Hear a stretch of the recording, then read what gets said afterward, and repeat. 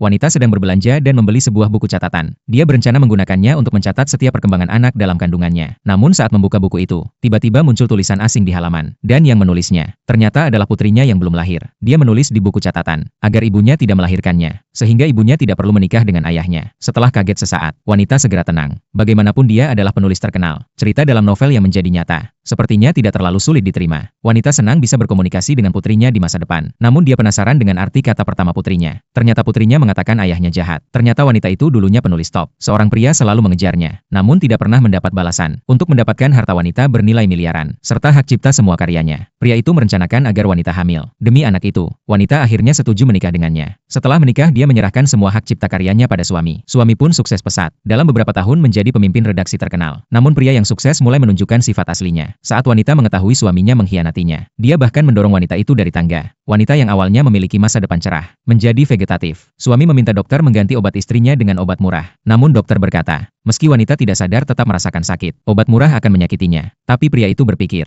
dia kan sudah vegetatif. Sakit atau tidak masalah. Gadis kecil segera memohon pada ayahnya, agar tidak mengganti obat ibunya. Pria itu memanfaatkan kesempatan dan membuat kesepakatan dengan gadis itu, agar dia patuh mengikuti siaran langsungnya. Istri tetap penulis terkenal, meski vegetatif, tetap memiliki banyak penggemar setia. Pria itu melihat peluang menghasilkan uang. Dia memeluk putrinya di dekat ranjang istri, bersandiwara menyedihkan demi simpati penggemar. Tetap bisa menghasilkan banyak uang. Untuk mendapat kepercayaan penggemar, dia sengaja mencubit gadis itu. Tangisan gadis membuat penjualan buku baru meningkat pesat. Melihat ayah hanya peduli uang, tidak peduli kondisi ibu. Gadis itu akhirnya tidak tahan, menulis perasaannya di buku catatan. Terjadilah adegan di awal cerita. Saat itu pria kembali membawa Ani ke rumah. Gadis yang paham keadaan tahu ayah telah mengkhianati ibu. Tatapannya jelas tidak ramah. Ani memanfaatkan kesempatan menegaskan klaimnya. Dia berkata ibu gadis tidak bisa bangun lagi. Kalau ada ibu baru secantik dia, bersamanya akan lebih menyenangkan.